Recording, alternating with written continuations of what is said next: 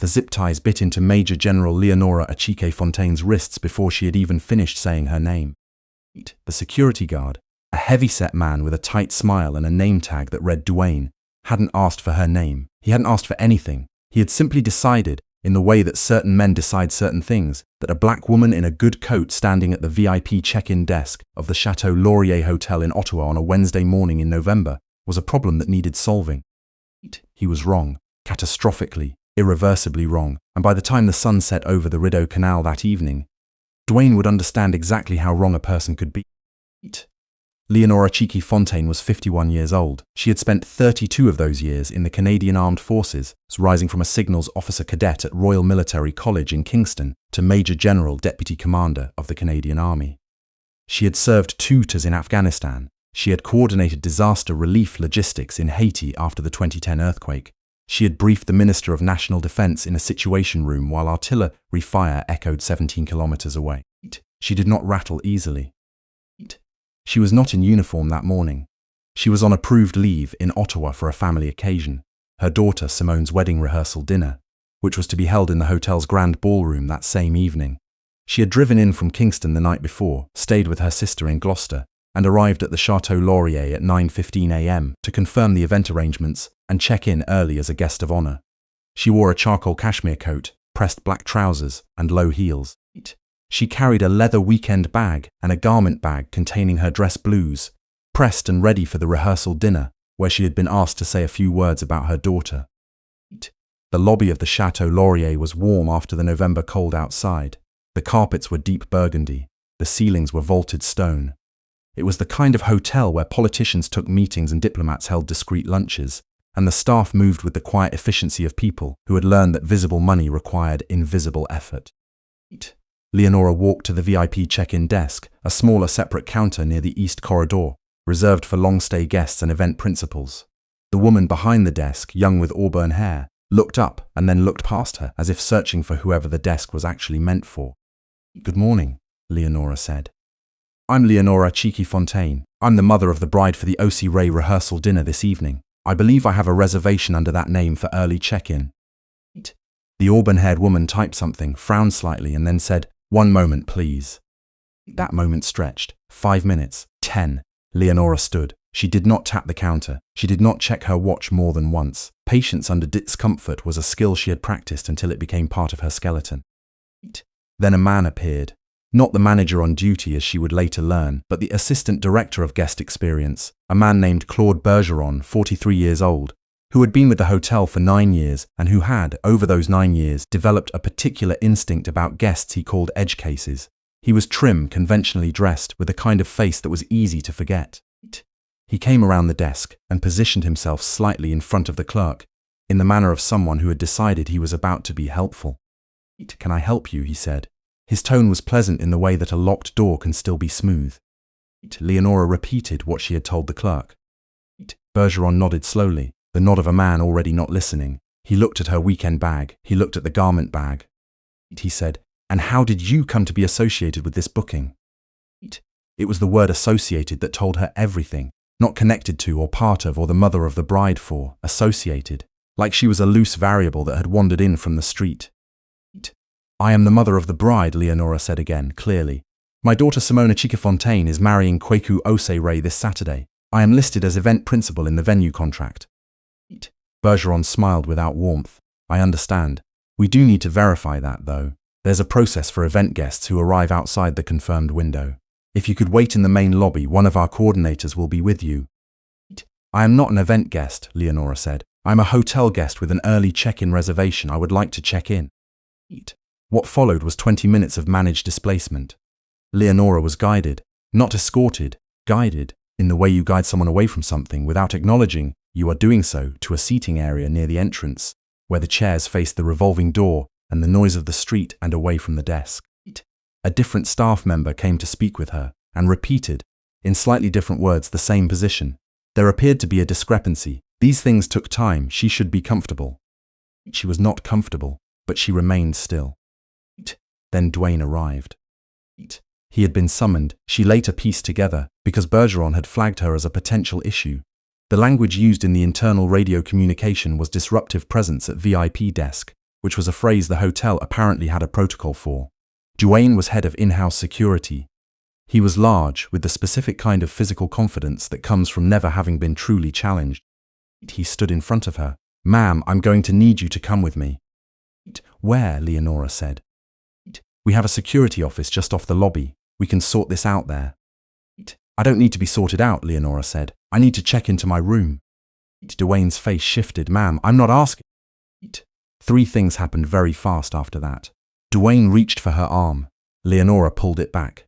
Duane, interpreting that movement in the worst possible way, reached again and this time got hold of her wrist, pulling it behind her back with a force that was not proportionate to anything that had happened, and a second security officer who had appeared from somewhere behind her produced a set of zip ties from his belt. The lobby of the Château Laurier went very quiet. A woman near the fireplace put her hand over her mouth. Two men in suits by the concierge desk stopped talking entirely. An elderly couple near the elevator watched without moving. Leonora did not struggle. She did not raise her voice. Her training surfaced the way cold water surfaces in a flooding vessel, fast, total, and clarifying. She narrated her movements the way she had been taught, the way she had taught others, the way she knew from 32 years of calculated survival. "I am not resisting, I am complying. I am telling you that you are making a serious error." Duane snapped the zip tie around both wrists. "I've heard that before," he said. She was led through the lobby, in front of every guest, every staff member, every camera, to a small office behind the concierge area. The door closed. The room smelled of carpet glue and recycled air. She was seated in a plastic chair. Bergeron came in 2 minutes later. He seemed, if anything, relieved that the situation had resolved itself into this smaller, containable space. He sat across from her with a yellow legal pad and asked her, in a tone of determined civility, if she could explain her reason for being at the hotel. Leonora looked at the zip ties on her wrists. She looked at the yellow legal pad. Then she looked at Claude Bergeron with a steadiness that made him shift in his chair. She said, "I would like my phone." Bergeron hesitated. "My phone," she said again. "It is in my coat pocket. I am going to need you to retrieve it, or to cut these restraints so that I can retrieve it myself." Bergeron looked at Duane, who was standing near the door. Duane shrugged. Bergeron reached into her coat pocket and set the phone on the table between them. "Thank you," she said. She told him which contact to open. He hesitated again, then complied, angling the screen toward her so she could see. She told him the name to select. He found it. He held the phone so she could see it was the right name, and then, because she could not hold it herself, she asked him to put it on speaker and place it on the table. The phone rang twice. A man's voice answered, crisp, professional, the voice of someone accustomed to calls at any hour. "General Achike Fontaine, what can I do for you?" Bergeron's expression flickered. The title registered. "Sir," Leonora said, her voice level, "I am currently being held in a security office at the Château Laurier Hotel in Ottawa. I have been physically restrained by hotel security staff. I am uninjured, but I am unable to leave. I need you to make 2 calls. The voice on the phone changed temperature. Not louder, colder. "Who authorized this?" "I'll know more shortly," she said, "but I wanted you to have my location." "Stand by." She could hear movement on the other end. Then a door, then what sounded, in the tiny room with the carpet glue smell, like the beginning of something large starting to move. The man she had called was Brigadier General Thierry Marchetti, Chief of Staff to the Commander of the Canadian Army. He had her direct line saved for the same reason she had his, because at their level, problems did not wait for business hours. Bergeron was staring at the phone on the table. His legal pad was still open. He had not written anything on it. "Who," he said carefully, "is that?" "That is my chain of command," Leonora said, "and they are currently contacting the Provost Marshal, the Ottawa Police Service, and the Office of the Minister of National Defence." She paused. "You have approximately 15 minutes before this room becomes significantly more crowded." Duane by the door made a sound that was not quite a word. Bergeron stood up. He stood up again. He looked at the zip ties on her wrists and appeared for the first time to see them not as a solution but as evidence.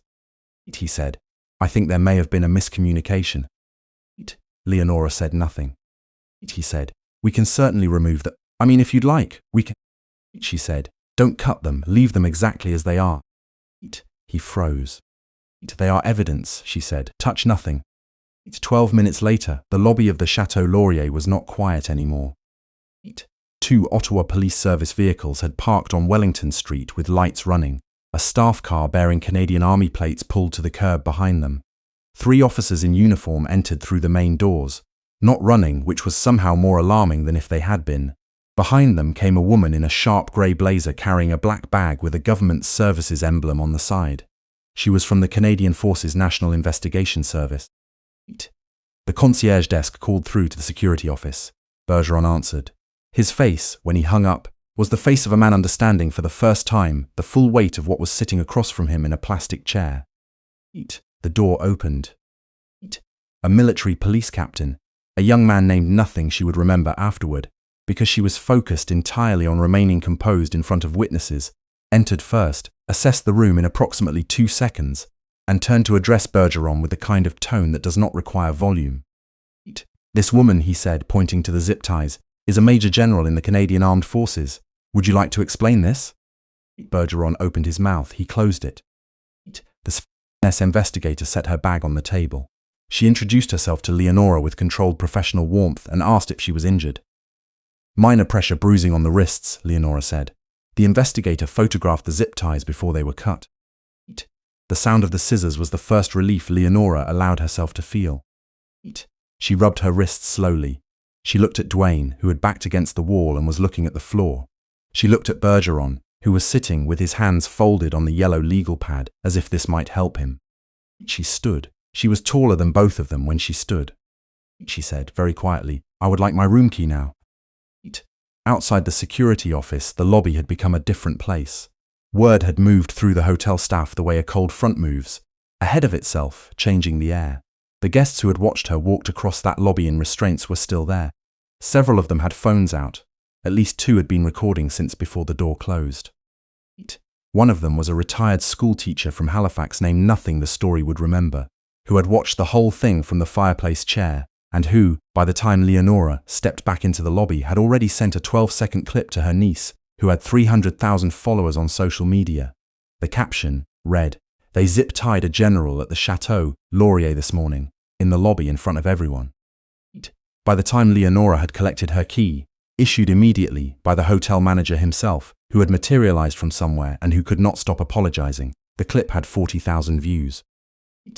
By the time she reached her room, undid the garment bag, and hung her dress blues carefully on the back of the door, it had 200,000. Her daughter called while she was running a bath for her wrists. Mum, what happened? I just saw, are you okay? Simone's voice was tight with the specific fear of a daughter who has spent her whole life watching her mother walk into difficult rooms and worrying every single time. I'm fine, Leonora said. The situation is handled. Mom, you're trending. In Canada. You're trending in Canada. It's everywhere. They're calling it Mom. Someone put it on the news. Don't worry about the news, Leonora said. Worry about tonight. Are the flowers sorted? Mum. Are the flowers sorted, Simone? A silence, then yes, they're sorted. Good, I'll see you at 7. She set the phone down. She looked at the dress blues on the back of the door, 32 years of that uniform. It had been in 2 war zones and 4 countries. It had been worn at ceremonies and funerals and briefings that changed the direction of operations. It had been worn once at the funeral of a junior soldier under her command in Kandahar, a 23-year-old corporal from Moncton who had come home in a flag. She had stood at his mother's door in that uniform and said the words that no uniform can make easier to say. She thought about Duane, who had zip-tied her wrists in a hotel lobby and said, I've heard that before. She thought about Bergeron, with his yellow legal pad and his word associated and his 15 minutes of managed displacement. She thought about the lobby full of people who had watched and said nothing, and the ones who had watched and recorded, and the ones who had watched and left. She got dressed. By the evening, Claude Bergeron had been placed on indefinite administrative leave pending a formal review. Duane was suspended without pay. The hotel's parent corporation issued a public statement that managed, impressively, to apologize without naming anything specifically, which satisfied no one. The Ottawa Police Service opened a file. The Canadian Forces National Investigation Service opened a separate one. The Minister of National Defence's office issued a statement expressing concern and a commitment to review. 3 members of Parliament mentioned it by name in the House. The investigation that followed was not quick and was not gentle. The CFNIS report, released 6 weeks later, documented a pattern: 16 complaints in 3 years at that hotel, filtered through a system that had quietly routed them away from formal channels. 12 of those complaints involved guests who were black or indigenous. 7 involved women. 4 involved people who were both. None had resulted in any formal action against staff. The internal logs showed that disruptive presence had been used as a radio code 41 times in 24 months. In 38 of those cases, the guest flagged had not been white. Bergeron, it turned out, had trained the front desk staff on what he called guest experience optimization, a framework he had developed himself based on, as he explained to investigators, instinct and pattern recognition. He had never written down what patterns he was recognizing. He didn't need to. Everyone understood. The CFNIS investigator, in her report, described it as systemic discrimination embedded in informal protocol. Discrimination that had survived precisely because it was never formalized, never written, never official, and therefore never accountable. Until a major general walked in with her wrists zip-tied and her chain of command already on the line. The hotel's event license was suspended for 90 days pending compliance review. 3 civil suits were filed by former guests. 2 were settled quickly, with non-disclosure agreements that the plaintiff's lawyers immediately challenged on public interest grounds. One went to the Human Rights Tribunal of Ontario, where it was heard 8 months later in open session. Bergeron did not return to hospitality management. Duane's security license was revoked by the province of Ontario after the CFNIS report was made public. The hotel's parent corporation restructured its entire Canadian guest experience division, which was a corporate way of saying that people who had been very comfortable for a very long time were no longer comfortable. Leonora Achike-Fontaine attended her daughter's wedding rehearsal dinner that evening in her dress blues. She gave a short speech. She talked about her daughter, who had inherited, she said, her mother's stubbornness and her father's kindness, which was exactly the right combination. She talked about the kind of courage that doesn't look like courage from the outside. The courage of staying still when everything in you wants to move, of speaking clearly when your hands are shaking, of insisting on your own reality in a room full of people who have decided to see something else. The room laughed in the right places. Several people cried in others. Simone, at the head table, watched her mother with the expression of someone who has spent their entire life being proud of a person and still hasn't gotten used to it. After dinner, Leonora stood outside on the hotel terrace for a few minutes alone. The Rideau Canal was dark below the embankment. The November air was cold and clean. Ottawa in the dark looked like what it was, the capital of a country that was still arguing with itself about what it believed. She thought about all the people who had come through that lobby before her, the ones who had been displaced and directed and managed until they gave up or went away, the ones who had filed complaints that went nowhere, the ones who had walked out of that hotel believing that the world had told them something true about themselves. It hadn't told them anything true. It had told them something convenient for someone else. She went back inside. The disciplinary process for Bergeron and Duane concluded 4 months after the incident. Bergeron, through his lawyer, maintained that his actions had been consistent with hotel protocol and that he had not acted with discriminatory intent. The Human Rights Tribunal found otherwise. The ruling was 43 pages. The relevant section was brief. Intent is not required to establish discrimination. Effect is sufficient. The evidence of effect is overwhelming. The hotel was ordered to pay damages to 7 former complainants whose cases were re-examined in light of the CFNIS report. The total was not made public, but the number that circulated in the legal community was large enough that the corporation's Canadian board met twice in the same week. 6 months after the incident, Leonora was promoted. Her new appointment was announced by the Chief of the Defence Staff in a brief ceremony at National Defence Headquarters.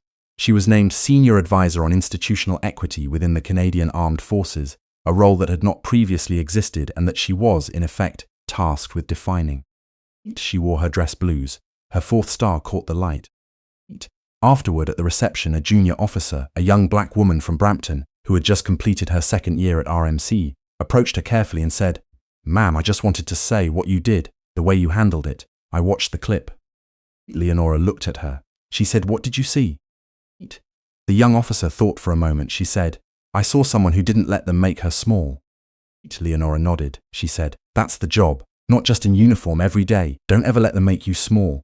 Don't let them make anyone around you small. That is the work." The young officer nodded. She looked like she was memorizing it. "Good," Leonora said. "Now go get something to eat. You look like you've been surviving on coffee and determination." The young officer laughed, surprised. "Yes, ma'am," she said, and walked away straighter than she had arrived. Leonora stood with her glass and looked around the room. Junior officers, senior staff, civilians from the ministry, people who had built careers inside systems that were imperfect and who got up every day and went back anyway, trying to make those systems less imperfect than they had been the day before. That was the work. That was all of it. Outside, Ottawa was going about its business. The canal was frozen now. Skaters moved in slow loops under the lampposts. The Château Laurier's stone facade rose at the corner of Wellington, lit orange against the winter sky, looking exactly like what it was, an old institution, trying to decide whether it would change or be changed. That is what a hotel lobby in Ottawa taught the country on a Wednesday morning in November. Not that one woman was powerful, but that the systems designed to decide who counts on power, those systems have a face and a name and a radio code, and they can be found and named and held accountable. And that the person those systems underestimated most was never the threat, she was the reckoning. If this story stayed with you, hit the like button and share it with someone who needs to hear it. Subscribe to Voices of Courage, because these stories don't tell themselves, and the people inside them deserve to be heard. I keep thinking about the yellow legal pad. Bergeron walked into that room with it like it meant something, like the act of writing things down gave him authority over what was true. He never wrote a single word on it. And I think that's the thing about systems built on assumption. They look structured from the outside, but the moment someone refuses to be managed by them, there's nothing underneath. Just a blank page and a man who doesn't know what to do next. What happened to Leonora Chique-Fontaine in that Ottawa lobby wasn't a misunderstanding. It wasn't a bad day or a miscommunication or one person's poor judgment. It was the result of dozens of small decisions made over years by people who had decided, quietly without ever writing it down, that certain guests deserved less, that certain people could be redirected, displaced, contained, and that no one would ever come back for them. They were wrong about the last part. What I find myself turning to isn't the helicopters or the tribunal ruling or the 43-page report, as satisfying as all of that is. It's the moment Leonora told Bergeron not to cut the zip ties, leave them exactly as they are. They are evidence. That's not anger. That's not revenge. That's something much harder to come by. The ability to think clearly when everything in you wants to react, to protect what matters even when what matters is your own dignity on display in a room full of strangers. That kind of steadiness doesn't come from rank. It comes from something you build slowly over a long time through choices that nobody sees. The choice to stay composed when it would be easier not to. The choice to keep thinking when feeling is simpler. The choice to refuse quietly and absolutely, to let someone else's cruelty define the size of the space you occupy. I think about the junior officer at the reception afterward, the young woman from Brampton who said I saw someone who didn't let them make her small. That's it, isn't it? That's the whole thing. The systems that fail us most aren't the dramatic ones. They're the ones that work through accumulation. Small redirections, polite dismissals, the word associated instead of belonging to. They're designed to make you doubt your own reality just enough that you leave quietly and don't come back. Leonora didn't leave. She asked for her phone. She thought clearly under pressure. She protected the evidence. She showed up to her daughter's rehearsal dinner that evening and gave a speech about courage that had nothing to do with what had happened that morning, and everything to do with it. The consequences that followed. Bronze suspension, the CFNIS report, the 16 complaints finally examined, the civil suits, the restructuring. None of that happened because justice runs on its own. It happened because one woman refused to be managed. Because she had spent 32 years building the integrity and the clarity of mind to know exactly what was in front of her, and to respond to it with precision instead of panic. That's what I take from this. Not that you need stars on your shoulder to be treated with dignity. You don't, and you never should. But that the clearer you are in yourself, the harder it is for anyone to make you disappear. Character is the thing that holds when everything else is trying to make you small. It held for Leonora Chique-Fontaine on a Wednesday morning in November in a hotel lobby in Ottawa, with her wrists zip-tied and a blank legal pad across the table. It can hold for the rest of us too.